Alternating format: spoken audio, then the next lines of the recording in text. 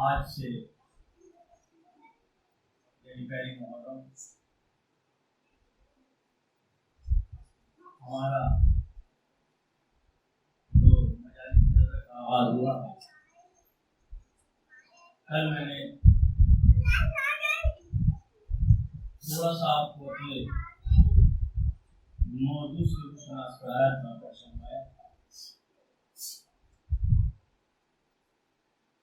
اسی موضوع سے یا اس موضوع کے لیے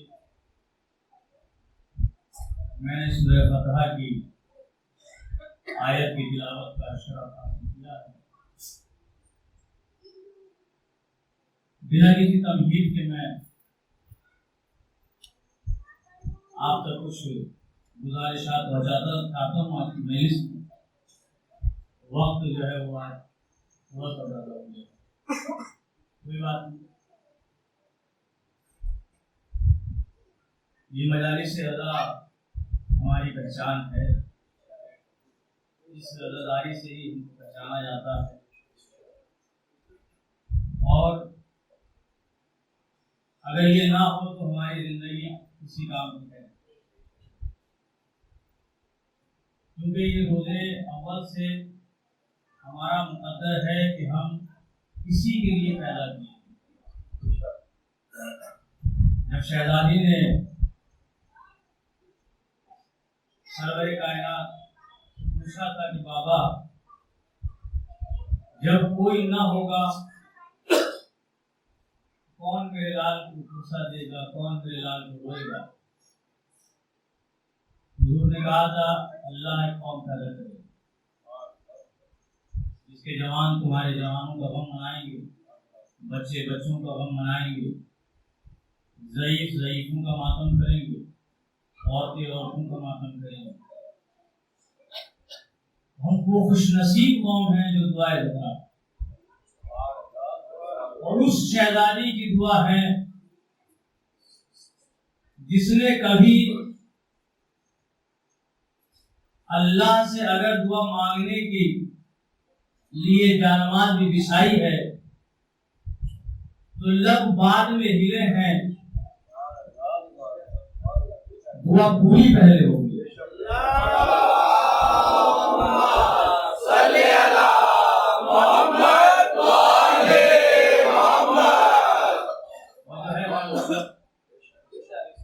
اس شہزادی کی دعا کا ثمر ہے ہم، جس نے مردوں کو زندہ کیا۔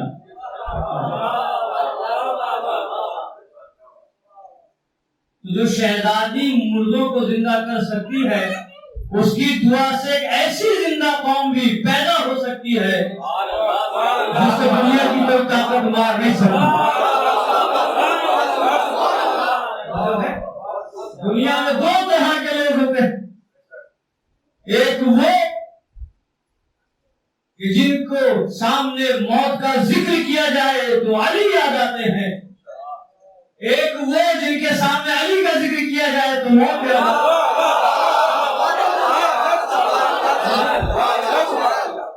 ہم وہ زندہ قوم ہیں دوستو جس کی جیت کا اعلان صبح قیامت تک ہم کرتے رہیں گے۔ میں نے کل کی مجلس میں بتایا کہ کس طرح 1400 سال سے دولت بھی خرچ کی جا رہی ہے، فتوے بھی لگائے جا رہے ہیں، ڈرایا اور دھمکایا بھی جا رہا ہے، خوف بھی پیدا کیا جا رہا ہے، لیکن دشمن کامیاب نہیں ہو پا رہا۔ قرآن مجید ایک آیت پڑھتا ہوں میں، مجھے یاد آ رہی ہے، وَلَنَبْلُوَنَّكُمْ بِشَيْءٍ مِنَ الْخَوْفِ وَالْجُوعِ وَالنَّقْصِ مِنَ الْأَمْوَالِ وَالْأَنْفُسِ وَالثَّمَرَاتِ وَبَشِّرِ الصَّابِرِينَ الَّذِينَ إِذَا أَصَابَتْهُمْ مُصِيبَةٌ قَالُوا إِنَّا لِلَّهِ وَإِنَّا إِلَيْهِ رَاجِعُونَ أُولَئِكَ عَلَى صَلَاةٍ مِّن رَّبِّهِمْ وَرَحْمَةٍ أُولَئِكَ هُمُ الْمُهْتَدُونَ۔ آپ نے بیچ کی آیت بہت بار سنی نا, میں نے اس آیت کو کمپلیٹ پڑھا. اللہ کہتا ہے کہ ہم امتحان لیں گے انسان کا, من الخوف, اس کے ڈر سے اس کو ڈرایا جائے گا, والجوع, بھوک سے, ونقص من المال, مال کے نقصان سے, والانفس, جان کے نقصان سے, والثمرات, اولاد کے نقصان سے, وبشر الصابرین, اور جو اس امتحان میں صبر کر لے گا اس کو بشارت دے دو. کیا بشارت دو؟ اولئک علی صراط من ربہم, ان کے اوپر سلامت ہے, سلامتی اللہ کی طرف سے, ان کے رب کی طرف سے, رحمت, رحمت ہے. اور یہ لوگ کون ہیں؟ اذا اصابتهم مصیبت, جب ان کو مصیبت آتی ہے, قالوا, کہتے ہیں انا للہ و انا الیہ راجعون, ہم اللہ کی طرف سے آئے ہیں, اللہ کی طرف ہی جانا. دراصل یہی لوگ ہدایت یافتہ ہیں. تاریخ میں اٹھا کے دیکھ لیجیے محترم, ہم نے بڑے بڑے صحابیوں کو دیکھا ہے, مال کا نقصان تو برداشت کر کے لے جاتے ہیں, جان کا نقصان بھی برداشت کر لیتے ہیں, لیکن جو بات اولاد کی آتی ہے تو ہم نے ایسے لوگوں کو بھی دیکھا مان اللہ جو کہتے ہیں اللہ تم نے انصاف نہیں کیا ہے نا. ایسے مسلمان بھی بار بار مال کا نقصان ہوتا ہے تو کہتے ہیں اللہ انصاف نہیں کر رہا, وہ ہماری نہیں سن رہا, وہ فلاں نماز نہیں پڑھتا اس کی سنتا ہے, ہم روز پڑھتے ہماری نہیں سنتا ہے, فلاں خمس نہیں دیتا اس کا کوئی نقصان نہیں ہوتا, ہم دیتے ہمارا نقصان ہوتا ہے. بڑے بڑے صحابیوں کو دیکھا.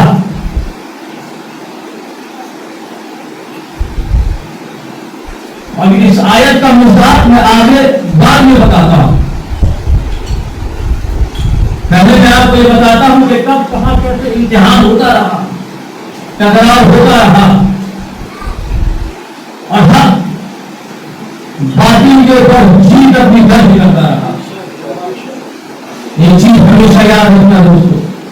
یہ لوگ کہتے ہیں نا کہ ظاہری جیت اور باطنی جیت, جیت ہوتی ہے, باطنی ظاہر سے مطلب نہیں ہوتا. وہ جو ہے جو کہتے ہیں نا کہ وہ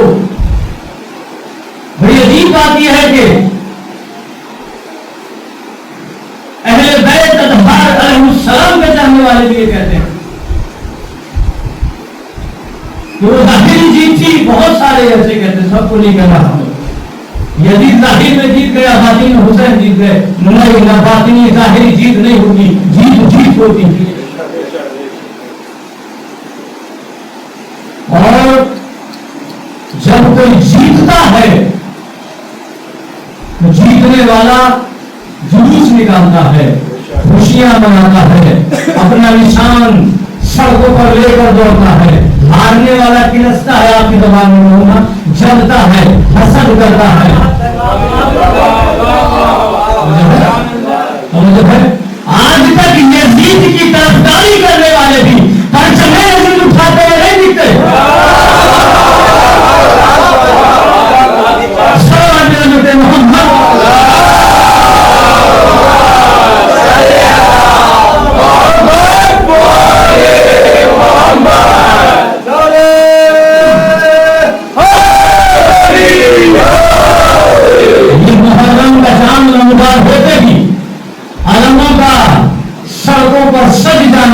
امام بارگاہوں کا راستہ ہو جانا, حسین کی سلام کا بلند ہو جانا, اس بات کا ثبوت ہے کہ یزید کل بھی ہارا تھا, یزیدیت آج بھی ہاری ہے. یہ ظاہری اور باطنی کے چکر میں نہیں پڑنا دوستو. جیت اور ہار طے کیسے ہوتی ہے آپ بتائیں مجھے.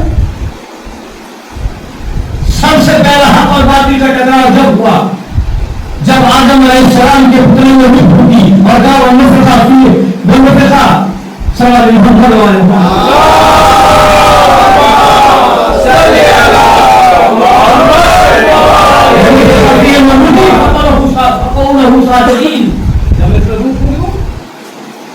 سب کے اوپر واجب ہے کہ آدم کے سامنے سجدہ کر دینا.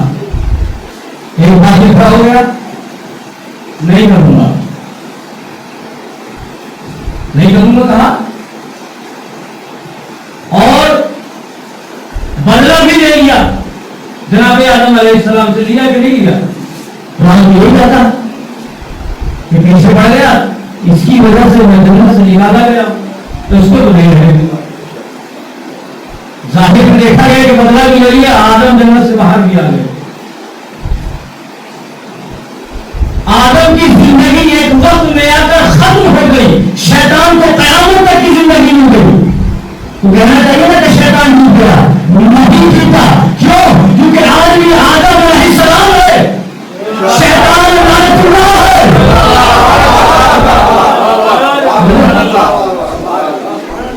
آج بھی دوسرا ٹکراؤ کائنات میں حق اور باطل کا نوح علیہ السلام کے ساتھ ہوا۔ باطل اتنے پتھر پھینکتا تھا کہ نوح علیہ السلام کے زخموں کو ٹھیک کرنے کے لیے جبرائیل امین علیہ السلام آتے تھے 950 سال۔ نتیجہ کیا نکلا دوست؟ ایک کشتی بنا لی گئی، کشتی میں جو سوار ہو گئے وہ جیت گئے، اور آج بھی نوح آدم ثانی کے نام سے جانے جاتے ہیں۔ آدم علیہ السلام، نوح علیہ السلام۔ جب بھی حق اور باطل کا ٹکراؤ ہوتا ہے تو نہ باطل ظاہر میں جیتا ہے، نہ باطل باطن میں جیتا ہے، باطل ہمیشہ شکست کھاتا ہے۔ کیوں؟ آپ جیت اور ہار کو طے کیسے کرتے ہیں بتائیے؟ میں بات اور آگے بڑھاؤں، پھر ایک حق اور باطل کا ٹکراؤ ہوا۔ اب جو حق اور باطل کا ٹکراؤ تھا تو باطل کے پاس طاقت بہت بڑی تھی، اتنی بڑی طاقت تھی جو کہہ رہا تھا انا ربکم الاعلی، میں تمہارا رب ہوں۔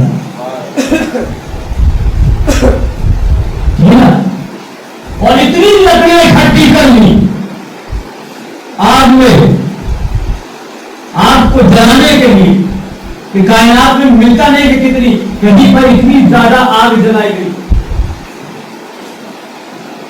ڈال دیا جناب ابراہیم علیہ السلام، آگ کے مالک کیا کہ نہیں، کہ ایک اکیلے ابراہیم خلیل اللہ امتحان میں رکھے ہیں، بولا نہ کو شری مجھے خوف ہے، آگ کا ڈر ہے کہ نہیں ہے؟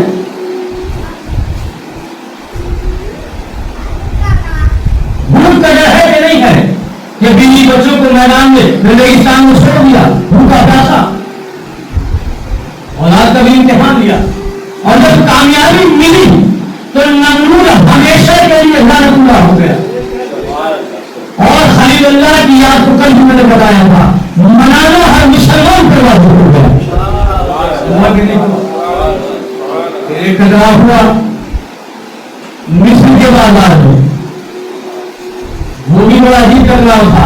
اب یہاں پر باطل کی طاقت اور بڑھ گئی، کیونکہ یہاں صرف بادشاہت کی طاقت نہیں تھی، یہاں علم بھی تھا باطل کے پاس، علم سحر بھی تھا باطل کے پاس، آگے نہیں تھا۔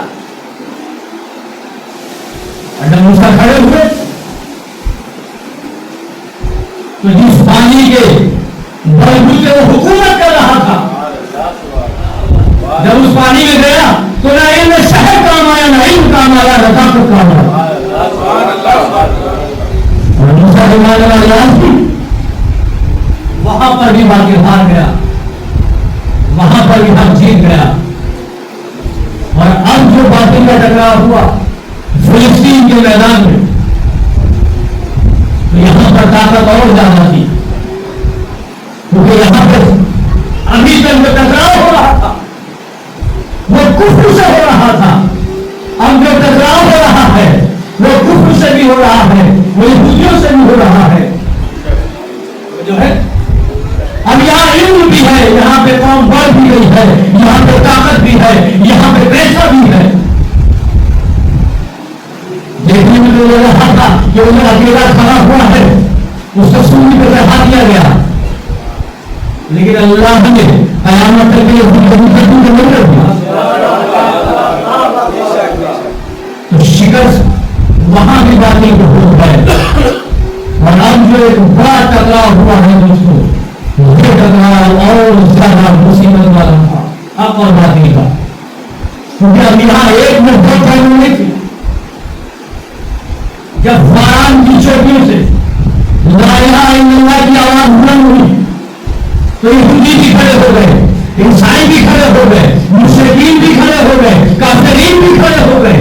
उनके पास असलहा भी था, उनके पास दौलत भी थी, उनके पास इल्म भी था, उनके पास फसाहत बलागत भी थे। अजीब मुकाबला था। वो एक अकेला खड़ा था, अकेला खड़ा था कि नहीं खड़ा था? अब आप मुझे बता दो, ये उस अकेले ने एक छोटी सी जिंदगी में एक सलाह दी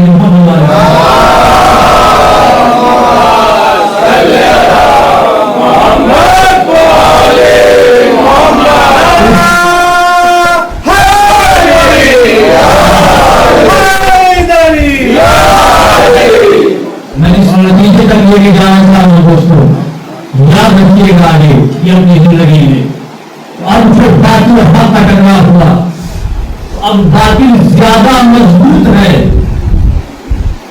जैसे जैसे जिंदगी आगे बढ़ रही है हक की, वैसे वैसे बातिल ज्यादा मजबूत होता चला जा रहा, वैसे वैसे टकराव ज्यादा खतरनाक होता चला जा रहा।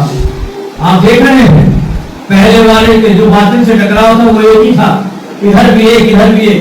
दूसरे वाले का जो टकराव था वो एक ही कौम थी। तीसरा जो टकराव था उसमें कौम बढ़ गई थी। चौथा टकराव था उसमें और बढ़ गया था, दौलत भी बढ़ गई, इल्म भी आ गया, हुकूमतें भी आ गई हैं। लेकिन अब ये जो टकराव है ये बहुत आसान टकराव नहीं है। वहां जिंदगियां ज्यादा थी, यहाँ जिंदगी भी कम है। वहां बातिल थोड़ा कमजोर था, यहाँ बातिल और ज्यादा ताकत से खड़ा हुआ है। और जब उसने पूरी ताकत लगानी बातिल ने, तो हमने देखा कि जो भी आया है टकराने के लिए, या तो वो वासिल जहन्नम हो गया है, या कलमा पढ़ के मुसलमान हो गया है। वो 10 साल पहले जो निकला और जब वो वापस आया है कुछ सालों में, और टकराव भी ऐसा कि शोबे अबू तालिब में कैद कर दिया, बाइकाट, न खाना देंगे, न राशन देंगे, न पानी पहुंचाएंगे, न कोई और मदद होगी। लेकिन उस दिन में देखा कि बात फिर छूट गया। मैं जो कह रहा था ना कि हक और बातिल, जीत का फर्क या जीत कैसे तय की जाती है? जीत तय ऐसे की जाती है कि जिस की वजह से टकराव हो रहा है वो मकसद क्या है और अपने मकसद में कौन कामयाब हो रहा है। हलाकू खान का नाम सबने सुना? हमने सुना हलाकू खान का फर्क होता, खाजान खान बंगाल का बादशाह बना, एक सैयद बंगाल की मंजिल में शिया जुम्मे के दिन नमाज पढ़ने के लिए दाखिल हुआ। नमाज का अंदाज बता रहा था कि शिया अली है। क्या बात है? नमाज के बाद पकड़ लिया मौलवी ने, कहा सच बताओ कौन से फिक़ा से ताल्लुक रखते हो? समझ गया सैयद अली का चढ़ने वाला है और अली का चढ़ाने वाला पूरा देश होता है।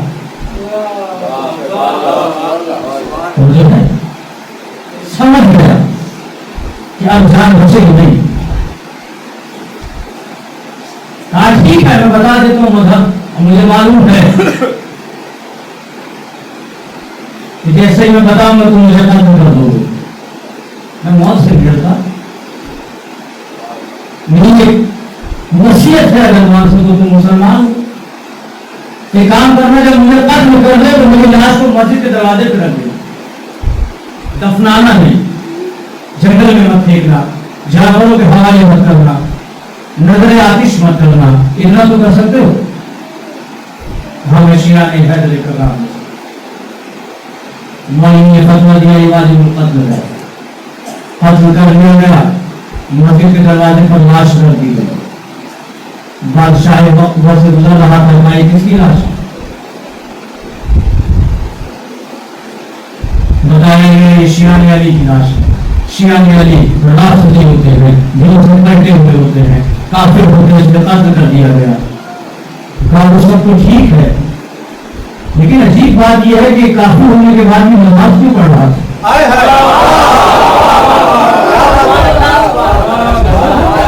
अगर ये नमाज पढ़ रहा था तो इसको दफन करना वाजिब। बादशाह वक्त में दफन किया, दफन करने के बाद अब तफ्तीश कर रहा है कि मुझे कोई दीन तो बताओ शियान अली का।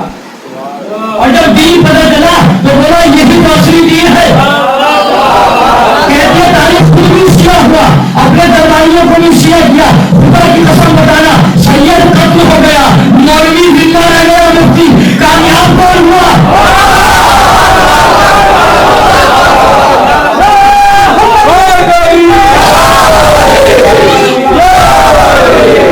मकसद में कामयाब कौन हुआ? वो जिसने दीन इस्लाम की तरफ उनको पलटा दिया, जो अभी तक मुनहरिफ थे, या वो जो मस्जिद में बैठकर फतवा देकर जिंदा थे।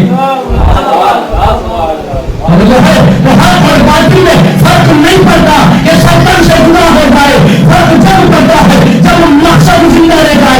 ये दिन चाहता था कि कुरान मिट जाए, सर कटा, लोग नेता से रुके रहना, लोग नेता से तिलावत कर रहा था, सिर्फ देख रहा था, सब तो करके भी लोग नेता से कौन था? शिव हैरान है, करता क्या है?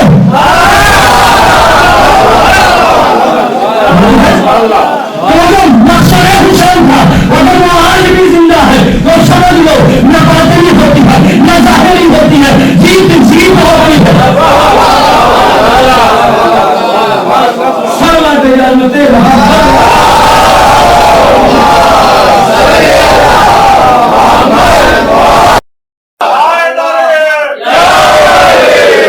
वो जो टकराव हक और बातिल का फरहान की चोटियों से उठा था,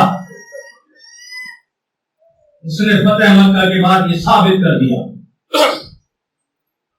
कि अगर हक पर इंसान है तो फिर फर्क नहीं पड़ता कि अकेला है ये लश्कर के साथ है। अज़ीज़ान मुहतरम, इसके बाद अब जो टकराव हुआ है हक और बातिल का, तो मुसीबत ये थी कि इस टकराव में यह पहचान पाना मुश्किल था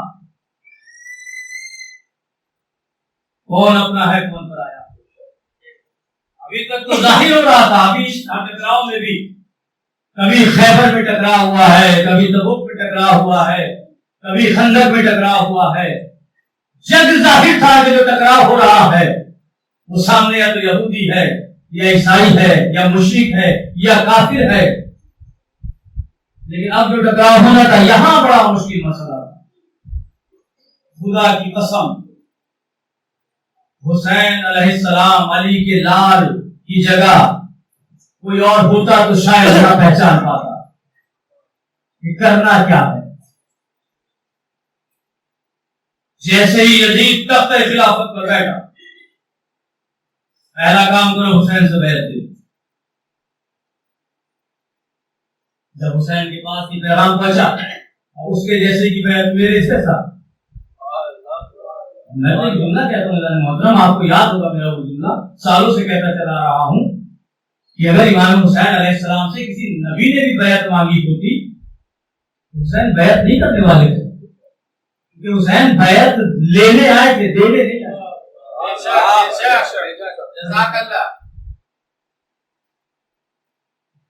और मदीने से बाहर निकले, मदीने से जब बाहर निकले तो बच्चों को भी लिया, औरतों को भी लिया, मसाई निशाना बांध और मक्की की तरफ गए। तो पहली शिकस्त यजीद को यह दी मदीने से निकलकर कि कोई उंगली उठाने वाला नहीं रहा कि हुसैन जंग करने के लिए निकले हैं, क्योंकि जंग करने के लिए जवानों को साथ में लेके जाया जाता है, नन्हे बच्चों को औरतों को लेके नहीं जाया जाता। جب مکے پہنچے تو امام کو پتہ چلا 30 افراد احرام کے اندر ہتھیار چھپائے ہوئے. مقصد یزید یہ تھا کہ یہاں پر حالت احرام میں حسین کو قتل کر دیا جائے اور یہ یزید کو بچا لیا جائے کہ اس نے حکم دیا اور یہ کہہ دیا جائے گا کوئی باقی ہوگا جس نے قتل کر دیا حسین. حسین نے حج کو عمرے سے تبدیل کیا اور مکے سے بھی نکلا. شکست دی کہ نہیں دی؟ یزید وہاں بھی کامیاب نہیں ہوگا. اور اس کے بعد وہ میدان بھی آ گیا جہاں پہ اب آمنے سامنے لشکر ہے. دیکھ رہے ہیں آپ, مقصد اس لشکر کا پتا ہے کہ یہ حسین سے یزید کی بیعت لینے آیا ہے, حسین کو گرفتار کرنے آیا ہے, لیکن حسین نے 1000 کے لشکر کو پانی پلا کر یزید کے منہ پر تماچا مارا. ہماری جنگ پانی کے لیے دولت کے لیے نہیں. ریاستوں کو قابو میں کرنا آسان ہوتا ہے. کہا تم پانی پی لو پہلے دنیا سے, اور اس کے بعد وہاں سے بھی پانی پلا کے صاف نکلے. شکست دی کہ نہیں دی؟ اور ابھی آخری شکست یہ تھی کہ جب مینا کی زمین پر پہنچے تو زمین خریدی, زمین خرید کے خیمے نصب کیے تاکہ بتایا جا سکے کہ ہم کسی سے جنگ کرنے کے لیے اس کے گھر نہیں گئے ہیں, اب یہ ہمارا گھر ہے. جو آئے گا اس سے بڑی شکست ہو سکتی تھی کیا؟ اس سے بڑی شکست ہو سکتی تھی کیا کہ ہماری سرزمین پر آئے ہو تم, ہم تمہارے یہاں نہیں گئے ہیں.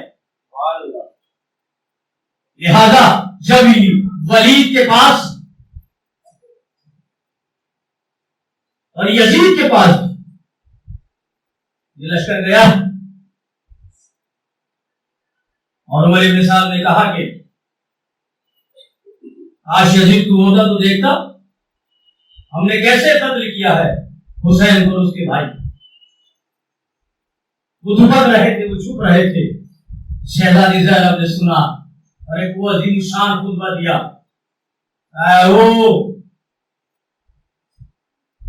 عمر سعد کے بچے سعد اور یزید کو بھی سن, میرے بھائی چھپنے والے نہیں ہیں.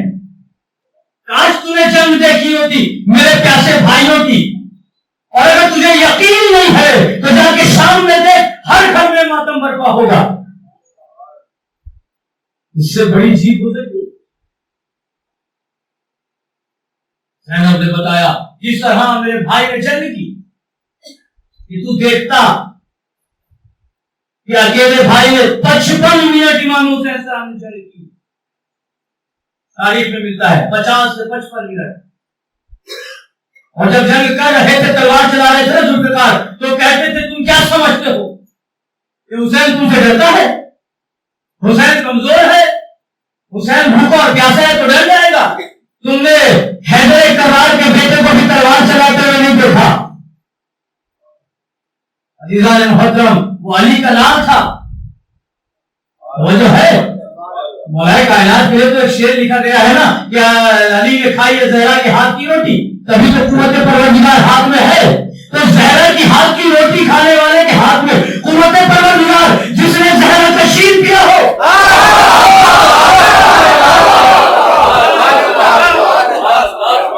خدا کی قسم زینب کہتی ہے اگر حکم پروردگار نہ ہوتا میرا بھائی تلوار کو میدان میں نہ رکھتا, یزید میرا حسین یہاں تک آتا اور تجھے تخت سے اتار کر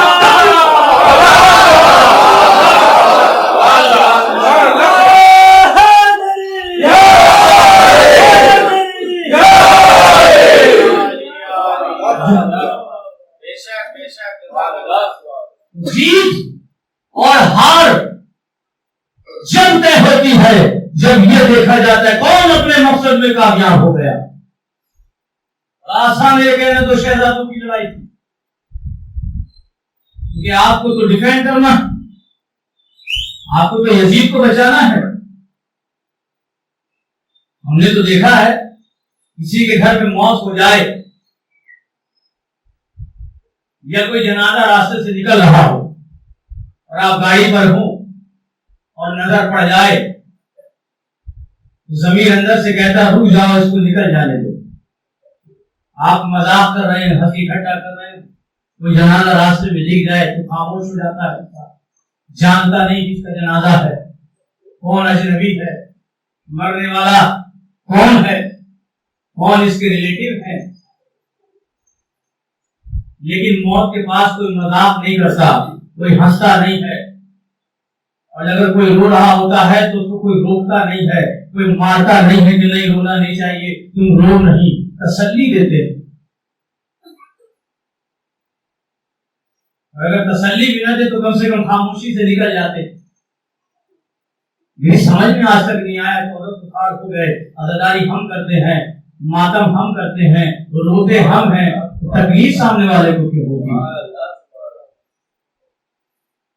اس کی ایک ہی وجہ ہو سکتی ہے جاننا، اور یہی وجہ بھی ایک ایگزامپل دے دوں آپ سمجھ جائیں گے. ایک چھوٹا سا بچہ تھوڑا سا سمجھدار، اس کے ہاتھ سے چاکلیٹ چھین لیجیے وہ رونے لگ جائے گا. روئے گا کہ نہیں روئے گا؟ اب آپ نے چاکلیٹ چھین کے کھا تو گئے، اس بچے کو چھپائیں گے؟ آپ نہیں چھپے گا، ڈرائیں گے، دھمکائیں گے. کیوں؟ کیونکہ جب اس سے پوچھیں گے تم کیوں رو رہے ہو، بتائے گا اور آپ کی خود ہے.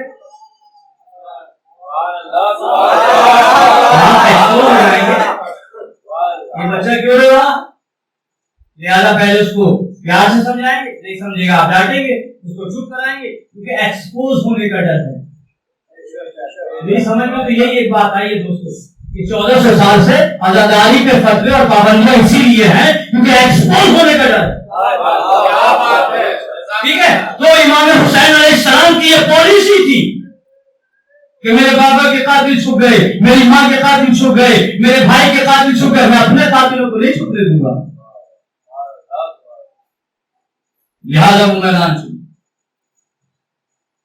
اور اتنا گندا کر دیا یزید نے تخت کو کہ جب یزید کا بیٹا معاویہ یزید کے مرنے کے بعد لوگوں نے کہا کہ تم اس تخت پر بیٹھو تو اس نے یہ کہہ کے ٹھوکر مار دی جس تخت کے پائے آل محمد کے خون میں سنے ہو تم مجھے اس کی لالچ دیتے ہو. اللہ، یہ کارنامہ حسین کا تھا کہ بیٹے نے بھی ٹھوکر مار دی. عجیب مسلمان ہے، اپنے باپ کو بیٹا سگا بیٹا ٹھوکر مار رہا ہے، یہ اس کو ڈیفینڈ کر رہے ہیں. عجیب بات ہے کہ نہیں ہے؟ آپ تو اس یزید کے بیٹے سے بھی بدتر ہو گئے. وہ کم سے کم اعلان اقرار تو کر رہا تھا. اور حسین کی جیت کا سب سے بڑا ثبوت یہ تھا کہ جب رہائی ملی ہے تو یزید نے کہا ہے حسین العابدین اگر آپ چاہو تو اپنے عزیز و اقارب کا خون بہا مجھ سے مانگ سکتے ہو. خون بہا دیتا کون ہے؟ ناحق قتل کرے وہی دیتا. اور یزید کو اتنا کمزور بنا دیا کہ وہ یزید جو ابھی تک مدینے میں حسین سے بیعت مانگ رہا تھا، مکے میں حسین سے بیعت مانگ رہا تھا، کربلا میں حسین سے بیعت مانگ رہا تھا، وہ یزید اتنا کمزور ہو گیا کہ ہر کلی بیڑی میں جکڑے ہوئے رابطے بیمار سے اپنے سامنے کھڑا ہو کر بیعت طلب نہیں کر پایا. تاریخ میں کہیں نہیں ملتا کہ زندان میں جا کے بھی یزید نے یہ کہا ہو کہ اے علی تم بیعت کر لو تو میں تمہیں رہا کر دوں گا.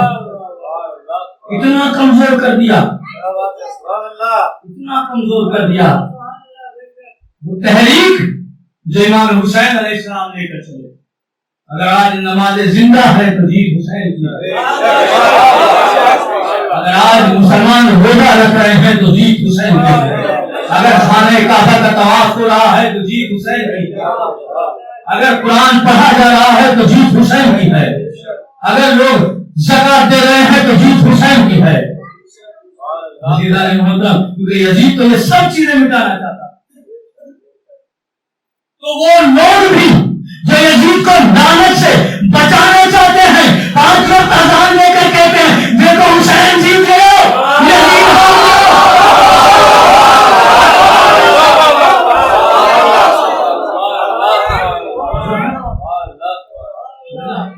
جب امام زین العابدین علیہ السلام نے خطبہ دینا شروع کیا تو کہا ان کو چپ کیسے کرایا جائے، کہ ہلچل مچ گئی. تو کسی نے کہا جاؤ اذان دو.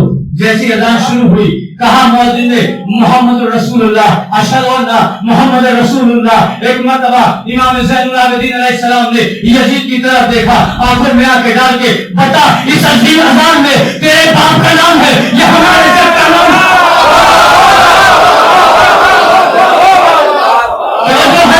وہ سنت آج بھی یزید کو بچا ضرور رہا ہے مسلمان، لیکن پانچوں کہتا ہے نظر اشہد ان محمد رسول اللہ. جو یزید کا اعلان حسین کا ہے، ہر کا اعلان یزید کا ہے. سلام بجانب محمد.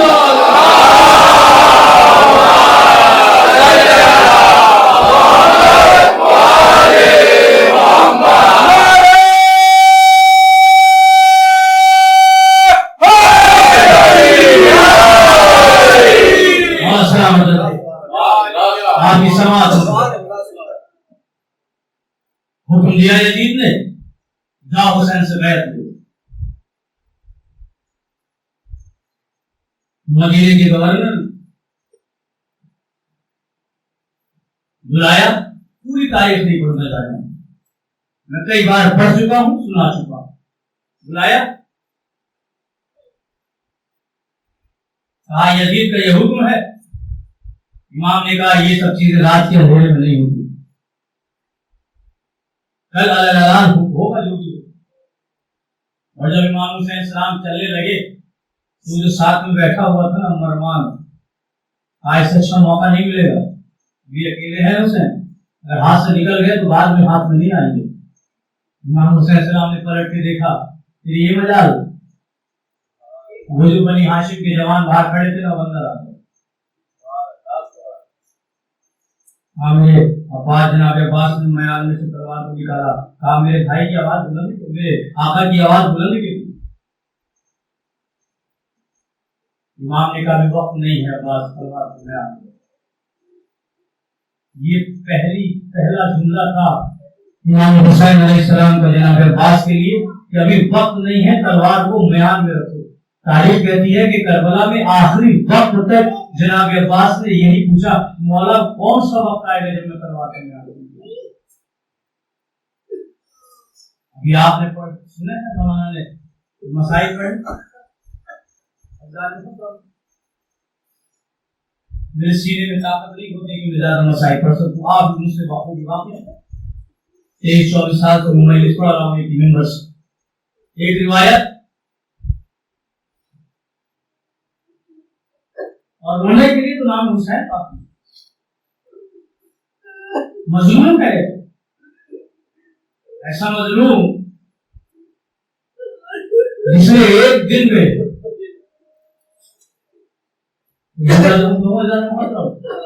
کسی گھر میں اگر ایک میت ہو جاتی ہے نا اور کوئی اس گھر میں کمزور دل انسان ہوتا ہے، جوان میت ہو جائے، ضعیف ماں ہو، ضعیف باپ ہو، تو ہم کہتے ہیں دیکھو فوراً جا کے نہ بتانا، چھپا لینا، ابھی رک جاؤ اور دیکھو. لیکن میں کیا کروں، کربلا کا میدان جہاں پر ایک ضعیف 60 سال کا کبھی بھانجوں کا لاشا لایا، کبھی بھتیجے کے لاش کا ٹکڑے لایا، کبھی بھائی کا بھائی.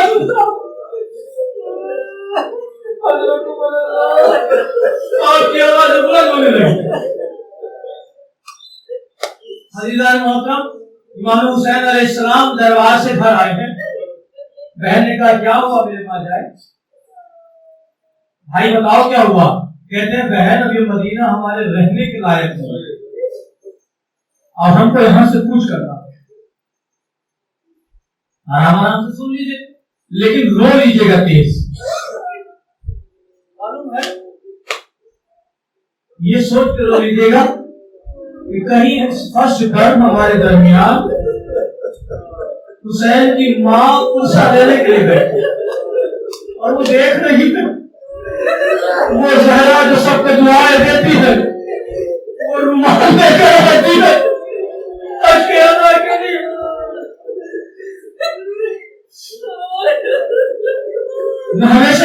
کہتا ہوں سنو آرام سے، پڑھوں گا آرام سے، لیکن ہونا زور سے۔ عزیزان محترم، حسین کے اوپر تیز آواز سے گریہ کرنے میں شرمایا نہیں کرو۔ یہ مقام یہ خوش نصیبوں کو ملتا ہے، تو بدقسمتوں کو یہ غم نہیں ملتا۔ کہا بہن یہ رہنے کے لائق نہیں ہے مدینہ۔ اور جب رخصت ہونے لگی، تاریخ کہتی ہے کہ سب سے پہلے آپ اپنے نانا کے مزار پر گئے۔ دوست کا معمول تھا کہ زیارت ہو جاتے، کہتے ہیں نانا آپ کی قبر کا مجاور اب ہم سے رخصت نہیں چاہتا، اب یہ ہماری آخری ملاقات۔ اور جب چلے ہیں نا نانا کے مزار کی طرف، تاریخ کہتی ہے ایسے چل رہے تھے جیسے کوئی شہزادہ چلتا، کوئی شہزادہ وقت کے بادشاہ سے ملنے کے لیے نکلتا۔ نانا کے مزار سے رخصت ہوئے، اب بھائی کے مزار پر پہنچے۔ راوی نے لکھا ہے کہ چلنے کا انداز ایسا تھا جیسے کوئی سلطان چل رہا ہو۔ بھائی آپ کا بھائی آخری رخصت لینے کے لیے آیا، رخصت ہوئے ہیں تو سب یہ جملہ سنے جو روایت میں لکھا ہوا پڑھ رہا، نانا سے ایسے رخصت ہوئے جیسے کوئی شہزادہ رخصت ہوتا، بھائی سے رخصت ایسے لے رہے جیسے کوئی سلطان ہو وقت کا۔ لیکن جب ماں کے مزار کی طرف گئے نا ایسے دوڑے جیسے کوئی برسوں کا پچھڑا ہوا بچہ اپنی ماں کو لے کے دوڑتا ہے، اپنے آپ کو ماں کے مزار پر گرا دیا۔ اے ماں میرے گرامی، ارے تیرا نام تیری قبر سے رخصت لینے آیا، ارے مسلمان اب تیری قبر سے بھی مجھے دعا کرنا چاہتے ہیں۔ قبر سے آواز آئی، اے میرے لال تو کیا سمجھتا ہے تیری ماں قبر میں چین سے رہے، ارے تو جہاں جائے گا وہاں تیری ماں ہوگی۔ تاریخ میں لکھا ہے کہ جب آخری بار حسین قتل ہو رہے تھے، زینب نے دیکھا ایک ضعیف ماں بالوں کو بگڑا حسین کا سانو پیدا کہتی، ارے کہتی ہے میں نے پہچانا ہوا سر کو ایک مرتبہ بالوں کو کیا دیکھا، ارے میری ماں زینب جنت سے بالوں کو بگڑا۔